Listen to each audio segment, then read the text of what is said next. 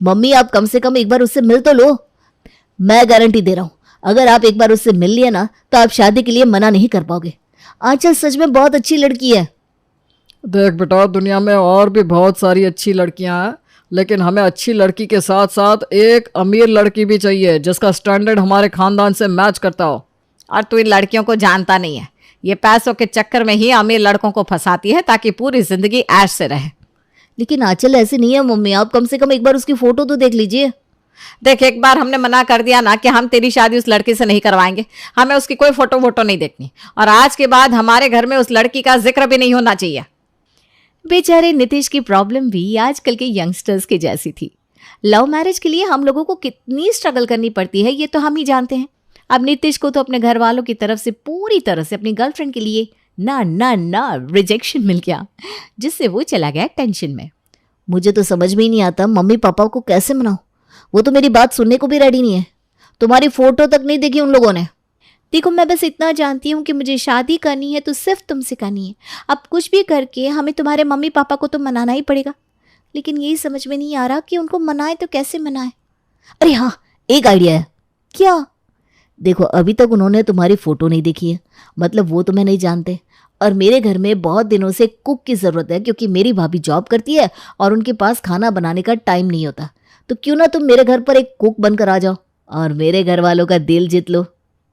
वैसे आइडिया तो काफ़ी अच्छा है तुम्हारा, बस दुआ करना कि तुम्हारे घर वालों के सामने मैं कुछ गड़बड़ ना कर दूँ। पता चले करने गई थी उन्हें इम्प्रेस और खुद होकर आ गई डिप्रेस। अरे नहीं नहीं, मुझे तुम पर पूरा भरोसा है, तुम बहुत अच्छे से सब संभालोगी। अब नीतीश आंचल को एक कुक बनाकर अपने घर लेकर आता है और आंचल उसी दिन से उनके घर में खाना बनाने का काम शुरू कर देती है। बहुत दिनों बाद इतने अच्छे आलू के पराठे खाए मैंने, तुम्हारे हाथों में तो जादू है बेटा।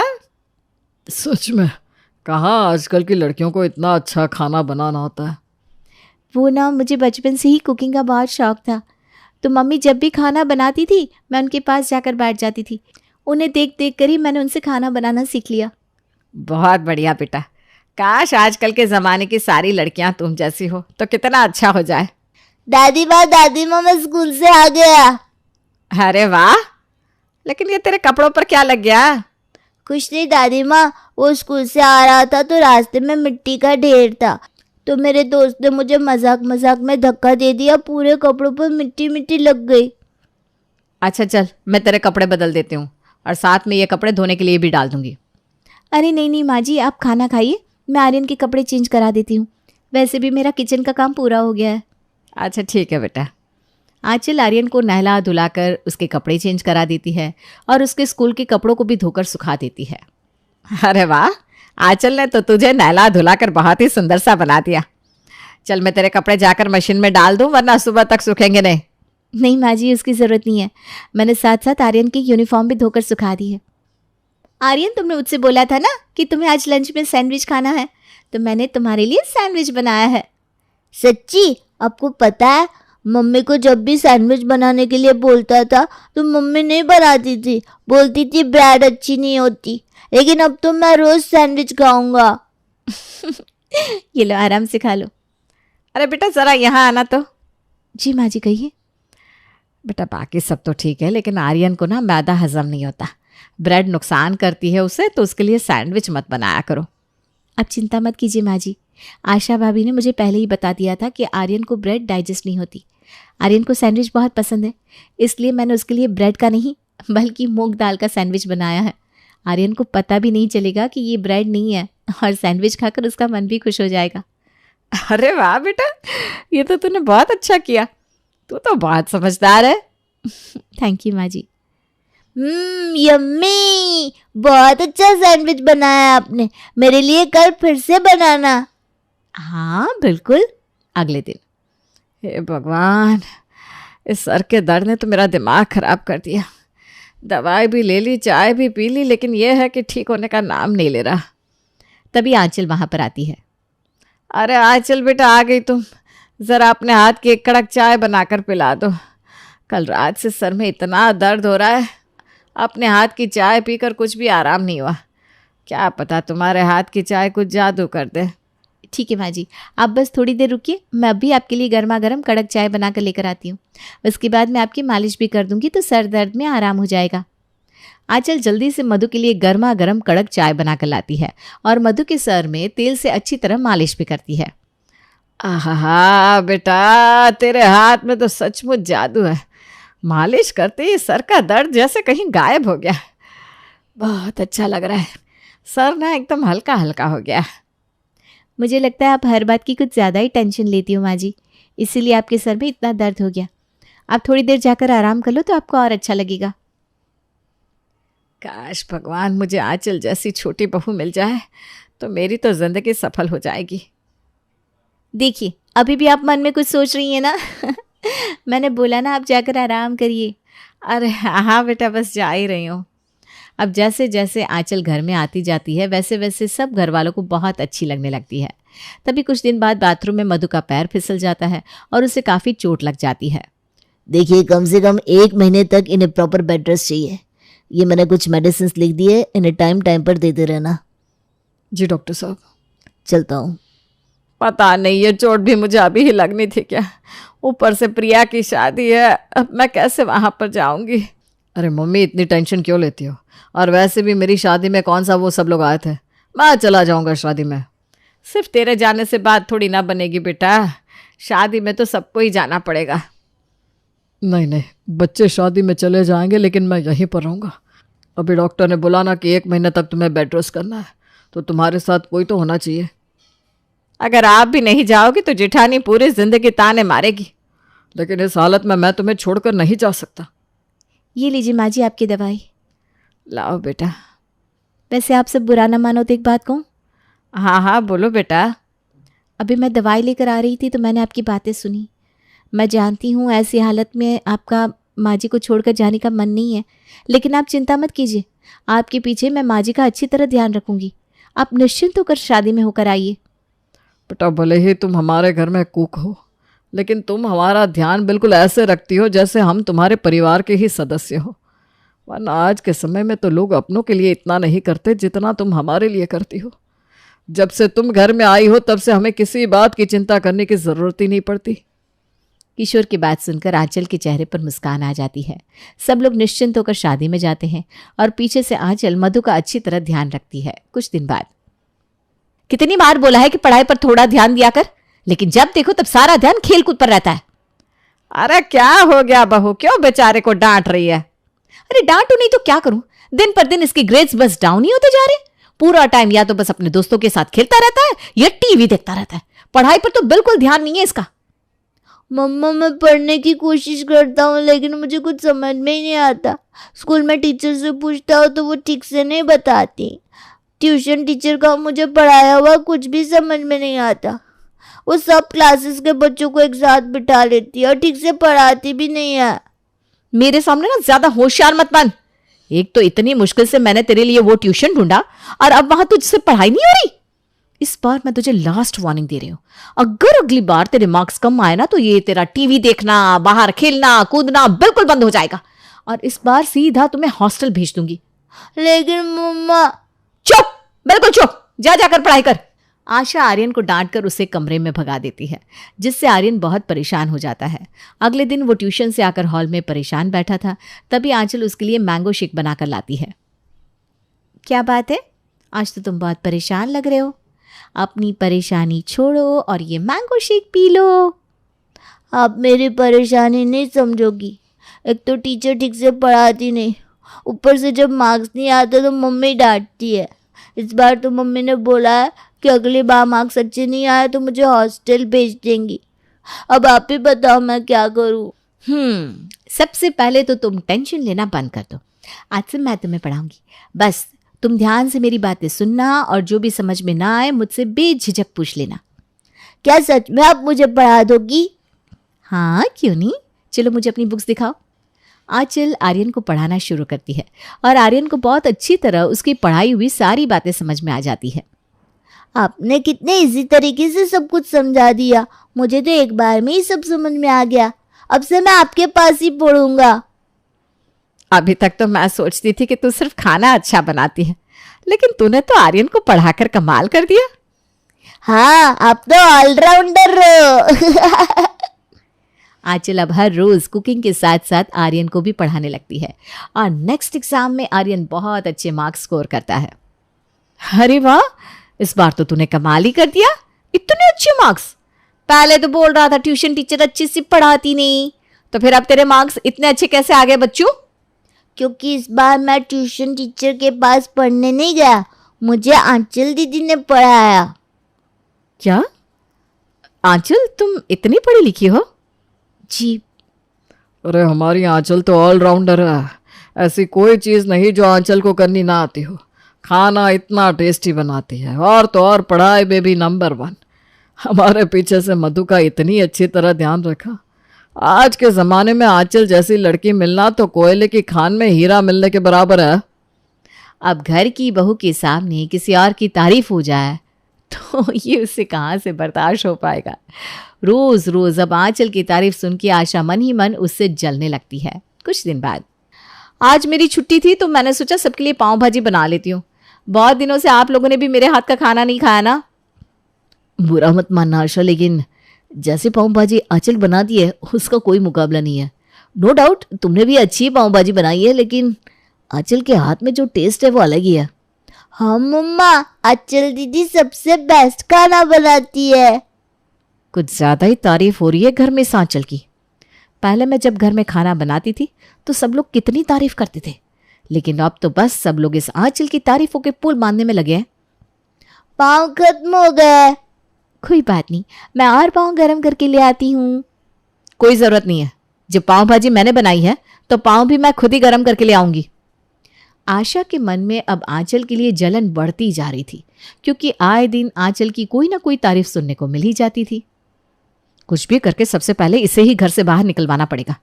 इसकी तारीफ सुन सुनकर कान पक गए मेरे। अभी देखती हूँ इसे। आशा देखती है कि आंचल सबके लिए डिनर बना रही थी। वो डिनर बनाकर हाथ मुंह धोने के लिए वॉशरूम में जाती है। तभी आशा मौका देखकर किचन में जाती है। अब आएगा मज़ा, जब सब इसे सुनाएंगे। खाने में इतनी मिर्ची डाल दूंगी कि कोई खाना ही नहीं खा पाएगा। आशा खाने में मिर्ची मिलाकर वहां से चली जाती है, लेकिन जैसे ही सब लोग खाना खाते हैं, ये कैसा खाना बनाया है आज आंचल बेटा तूने, इतनी मिर्ची?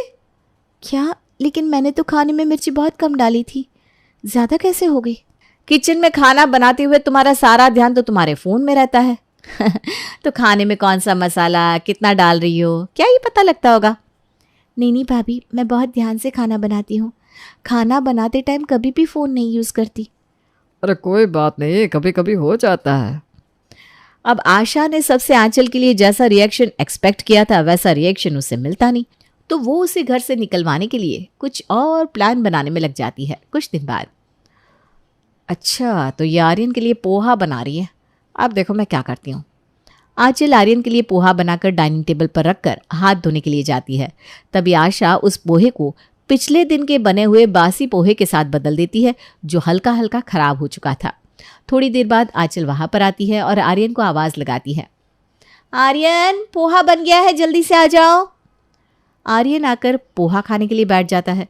तभी वहीं पर छिपकर खड़ी आशा आ जाती है। अरे ये तुम क्या खा रहे हो बेटा? मम्मा, आंचल दीदी ने मेरे लिए पोहा बनाया है, वही खा रहा हूँ। लेकिन ये पोहा तो मुझे बासी लग रहा है। नहीं भाभी, मैंने अभी भी ये पोहा बनाया है। उनकी आवाज़ सुनकर मधु भी वहां आ जाती है। अरे क्या हो गया, इतनी जोर जोर से क्यों चिल्ला रहे हो? चिल्लाओ नहीं तो और क्या करूं मम्मी जी, इस लड़की के भरोसे आपने पूरा घर छोड़ा हुआ है। पूरा दिन आप लोग इसकी तारीफ करते नहीं थकते, और ये मेरे बेटे को ये बासी वाले पोहे खिला रही है। क्या? ये देखिए ना, आप खुद ही देख लीजिए। मधु जैसे ही वो पोहा उठाकर देखती है तो उसमें से स्मेल आ रही थी। उसे भी इस बात पर बहुत गुस्सा आता है। यह सब क्या है आंचल? हम तो सोचते थे कि तुम हम लोगों की अपने परिवार की तरह चिंता करती हो, लेकिन यह सब क्या है? ये खराब पोहा तुम आर्यन को खिलाना चाहती थी? उसी वक्त नीतीश भी वहां आ जाता है और उनकी सारी बातें सुन लेता है। आंचल को बचाने के लिए वो कहता है, लगता है कोई गलतफहमी हो गई है मम्मी, ये पोहा तो कल का है। आंचल ने अभी जो पोहा बनाया था वो मैंने खा लिया। ये पोहा फ्रिज में रखा था, पता नहीं कैसे खराब हो गया, तो मैं फेंकने के लिए यहाँ पर रख कर गया था। अच्छा, वही मैं सोचूं, आंचल तो ऐसा कर ही नहीं सकती। ये क्या लफड़ा है?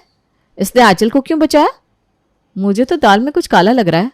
कुछ देर बाद, मुझे तो समझ में नहीं आ रहा, 2 मिनट पहले बनाया हुआ पोहा अचानक से खराब कैसे हो गया? वही तो मुझे भी समझ में नहीं आ रहा। आखिर ये सब क्या चल रहा है तुम दोनों के बीच में? हाँ, तुम इससे इस तरह से क्यों बात कर रहे हो? भूलो मत, ये हमारे घर की कुक है। भाभी अब आपसे क्या छुपाऊं, ये कोई कुक नहीं, मेरी गर्लफ्रेंड है। क्या? तुम्हारी गर्लफ्रेंड? तो फिर ये हमारे घर में कुक बनकर क्यों घूम रही है? क्योंकि आंचल को कुछ भी करके मम्मी पापा का दिल जीतना था। वो हमारी तरह रिच फैमिली से नहीं है, तो मम्मी पापा ने उससे मेरी शादी करवाने के लिए साफ साफ मना कर दिया, ये जाने बिना कि आंचल कितनी अच्छी लड़की है। लेकिन पता नहीं कुछ दिन से आंचल के साथ इतनी गड़बड़ कैसे हो रही है।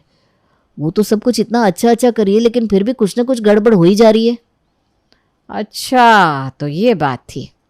हाँ भाभी, बस जल्दी से आंचल पूरी तरह मम्मी पापा का दिल जीत ले तो मैं उनसे शादी की बात कर लूँगा। डोंट वरी देवर जी, अगर यही बात है तो अब तुम्हारी भाभी भी तुम्हारा पूरा साथ देगी। आशा को जब सब पता चल जाता है तो वो भी आंचल का पूरा सपोर्ट करती है, और आंचल को तो वैसे भी नीतीश के घर वाले धीरे धीरे पसंद करने ही लगे थे। तभी एक दिन, बेटा मैं क्या कहती हूँ, भले ये आंचल ज्यादा अमीर खानदान से नहीं है, लेकिन लड़की है बहुत अच्छी। मैं सोच रही हूँ अगर मेरी छोटी बहू आंचल जैसी आ जाए तो मेरा घर स्वर्ग बन जाएगा। तू अपनी उस गर्लफ्रेंड का चक्कर छोड़ दे और आंचल से शादी कर ले। सच्ची मम्मी? हाँ बेटा, आज के ज़माने में तुझे आंचल से अच्छी लड़की नहीं मिलेगी। ठीक है, लेकिन एक बार आप मेरी गर्लफ्रेंड की फ़ोटो तो देख लो। अगर आपको फिर भी पसंद नहीं आई तो मैं आंचल से शादी कर लूँगा। ये देखिए। अरे ये तो आंचल है। बिल्कुल आंचल, मेरी गर्लफ्रेंड। अब आपको फाइनली मेरी गर्लफ्रेंड पसंद आ गई तो फिर अब उससे शादी भी करवा दो। आंचल की फोटो देखकर नीतीश के मम्मी पापा ठहाका लगाकर हंसते हैं, और फाइनली आंचल नीतीश के मम्मी पापा का दिल जीतकर अपनी अग्नि परीक्षा पार करके उनके घर की छोटी बहू बन जाती है। ओफो सायूरी, ये सब क्या है? इतना सारा कूड़ा कचरा पड़ा है इस कोने में और तुम वहीं पर डिस्को डांस कर रही हो झाड़ू के साथ। अरे थोड़ा यहाँ भी मार लो ना हाथ। नींद में हो क्या, बेवकूफ कहीं की। जी जी जी डिम्पल मैडम। विराज की शादी के लिए पंडित जी ने कुछ फोटोज भेजे तो थे, लेकिन हमें तो एक भी पसंद ना आई। मुझे तो एक सुंदर पढ़ी लिखी और बेस्ट बहू चाहिए अपने विराज के लिए। देखिए सत्यवती जी, आप खामखा अपनी मनमानी मत चलाइए। विराज को पूछ लीजिए। विराज को अगर किसी लड़के से प्यार है तो हम उसकी शादी उसी लड़के से करवा देते हैं। हाय हाय, पढ़ी लिखी और होशियार देवरानी आ गई तो फिर मेरा तो पत्ता ही कट जाएगा। क्यों ना मैं इस काम वाली सयूरी को अपनी देवरानी बना लूं। माना ये नामुमकिन है, लेकिन इसे मुमकिन मैं कर दूंगी। ये अनपढ़ है, गंवार है और बहुत भोली भी, इसलिए प्रॉपर्टी तो सारी मेरी ही होगी। ये कहानी है गरीब काम वाली सयूरी की। शांति निवास में काम कर रही सयूरी एक बहुत ही भोली और नेक स्वभाव की लड़की होती है। डिम्पल उस घर की बड़ी बहू है और उसकी देवरानी उसका सब कुछ छीन ना ले, इसलिए वो अब ये ख्याली पुलाव पकाने लगती है कि वो सयूरी को ही अपनी देवरानी बना दे। क्या ये मुमकिन हो पाएगा? आइए देखते हैं। ये लो सयूरी, ये कुछ सुंदर सुंदर कपड़े हैं और ये मेकअप का सामान। कल से सज धज कर आना काम पर। देवर जी और तुम्हारी जोड़ी खूब जचेगी, इसलिए मैं तुम दोनों का मिलन करवाना चाहती हूँ। ये आप कैसी बातें कर रही हैं डिम्पल मैडम? कहाँ विराज सर और कहाँ मैं? ओफो, अरे ये अमीर और गरीब बस कहने के लिए होते हैं, आखिर में तो सब इंसान ही है ना, हैं? डिम्पल अब सयूरी को पूरी तरह तैयार करती है। उसके दिमाग में ये भर भर के कि उसे विराज को अपनी तरफ आकर्षित करना है, और दूसरी तरफ वो विराज के पास भी जाकर उसके कान भरती है। ये लीजिए सर। Thank you. वैसे ये लड़की है तो बड़ी सुंदर और मासूम भी। सुना है बेचारी का इस दुनिया में कोई नहीं है, आस पड़ोस वाले भी ठीक से पेश नहीं आते इसके साथ। इसे एक अच्छे जीवन साथी की ज़रूरत है। देवर जी, आपकी और इसकी जोड़ी ना एकदम सुंदर लगेगी। मैं गरीब और अमीर में इतना कंपैरिजन तो नहीं करता, लेकिन मुझे एक अच्छी सी कंफर्टेबल सी वाइब महसूस होती है जब जब वो मेरे पास होती है। है ना, है ना? मैं तो कहती हूँ आप आज ही माँ जी और पापा जी से इस बारे में बात कर लीजिए देवर जी। नहीं नहीं डिम्पल भाभी, मैं इस रिश्ते को थोड़ा सा और टाइम देना चाहूँगा, जल्दबाजी नहीं करूँगा। तेरे टाइम की तो ऐसी की तैसी। डिम्पल अब विराज और सयूरी को एक दूसरे के पास लाने में कोई कमी नहीं छोड़ती और कुछ दिनों बाद दोनों अपने प्यार का इजहार कर देते हैं और विराज की इच्छा को घर वाले मना नहीं करते और सयूरी घर की छोटी बहू और डिम्पल की देवरानी बनकर घर में आ ही जाती है। अब आने के बाद सयूरी अपने काम को वैसे ही पूरा करती है जैसे पहले करती थी। हो गॉड, अब पूरा आंगन साफ करना है मुझ बेचारी को। कितना कठिन सफ़र होगा मेरा आंगन तक। हाय जिठानी जी आप चिंता मत कीजिए, मुझे आदत है, मैं सारे काम फटाफट कर लूँगी। आप जाइए, आपका टीवी सीरियल देखिए। ओके सयूरी, थैंक यू बहना, तुझ जैसी देवरानी देश की हर एक जिठानी को मिले। डिम्पल यूं ही रोज़ाना बेचारी सयूरी से अपने हिस्से का भी सारा काम करवाती रहती और भोली सयूरी कुछ नहीं कह पाती और डिम्पल खुशी से ऐश में आराम फरमाती रहती। लेकिन एक दिन पता नहीं विराज जी, बहुत बुरी तरह मुड़ गया मेरा पैर। ओहो सयूरी, देखो तो कितनी सूजन आ गई है पैर पर। सास सत्यवती और ससुर जयदीप आकर कहते हैं, सयूरी बहू, तुम अब सिर्फ आराम करो, अपने पैर को ज़रा भी हिलाना मत। हाँ सयूरी बहू, कोई मदद चाहिए हो तो ज़रूर बुलाना। ठीक है, चलते हैं। तभी जेठ पारस कहते हैं, डिम्पल, सारा काम अब तुम करोगी। देखो सयूरी को पैर में मोच आ गई है ना, इसलिए। क्या? लेकिन मैं कैसे? अरे निर्लज बहू, इंसानियत नाम की तो फीलिंग ही नहीं है तुझ में। अरे अब सयूरी इस घर की काम वाली नहीं, देवरानी बन चुकी है। जा जाकर काम कर सारे। डिम्पल को ना चाहते हुए भी लगातार पूरे 10 दिन तक घर का सारा काम करना पड़ता है और इस सब से उसकी टाइट टाइट फिश हो जाती है। अब मुझसे नहीं हो रहा है, ओ नहीं, मैं नहीं कर पाऊंगी। अरे यहाँ नौकरानी को देवरानी बनाने के चक्कर में मैं खुद ही नौकरानी बनकर रह गई हूँ। तभी अचानक से वहाँ पर सयूरी चलते चलते आती है। हैं? ये क्या? तुम चलकर कैसे आ रही हो? इसका मतलब तुमने नाटक किया था। रुको, मैं अभी सबको बताती हूँ। कुछ नहीं कर पाएंगी आप प्यारी जिठानी जी, क्योंकि घर पर तो कोई है नहीं, सबके सब किसी फंक्शन में गए हैं। क्यों, आपको क्या लगा बेचारी भोली है, नादान है, अनपढ़ है, इसलिए इसे चिपका देते हैं? लेकिन एक बात कान खोलकर सुन लीजिए, सीधे लोगों से टेढ़ा बनकर रहोगे ना तो वो लोग भी टेढ़े बन सकते हैं। How dare you! भूलो मत, तुम इस घर की बहू हूँ, काम वाली नहीं, बहू हूँ मैं, समझ गई आप? अब आपके सारे सपनों पर ग्रहण लग चुका है और मैं आपके घिनौने मंसूबों को कभी भी कामयाब नहीं होने दूंगी। और हाँ, ये घर वाले मुझ पर आपसे भी ज़्यादा भरोसा करते हैं, इसलिए आपकी कोई भी चाल नहीं चल पाएगी ज़्यादा देर तक। सयूरी पूरे टशन के साथ वहाँ से चली जाती है और डिम्पल गुस्से से आग बुबला हो जाती है। कुछ दिनों बाद घर में दादी सास आती है। वो 3 दिन तक रुकती है और फिर जाते समय, देखो बहुआ, तुम दोनों भी अच्छी हो, नेक दिल हो, लेकिन ये खानदानी हार ये तो किसी एक को ही मिलेगा। इसलिए इन 3 दिनों में मुझे जो बहू सबसे ज़्यादा अच्छी लगी, मैं उसे यही हार दूंगी, और वो है छोटी बहू सयूरी। दादी सास सयूरी के गले में खानदानी हार पहनाती है और डिम्पल बुरी तरह जल रही होती है। धन्यवाद दादी। अब आए दिन सयूरी ही घर के हर एक मामले में आगे बढ़ने लगती है और डिम्पल को पीछे डालने की कोशिश करती है। यूं ही एक रोज़ जब सत्यवती घर पे चाबियों की जिम्मेदारी सौंपने का फैसला लेती है, तब, माँ जी, मैं इस घर की बड़ी बहू हूँ और ये चाबियों को संभालने की जिम्मेदारी भी बहुत बड़ी है, इसलिए ये तो आप मुझे ही सौंप दीजिए। लाइए, दीजिए मुझे। नहीं नहीं, मैं तुमसे ज़्यादा सयूरी को काफ़ी सालों से जानती हूँ, इसलिए मैं इन चाबियों को इसी के हाथ में थामूंगी।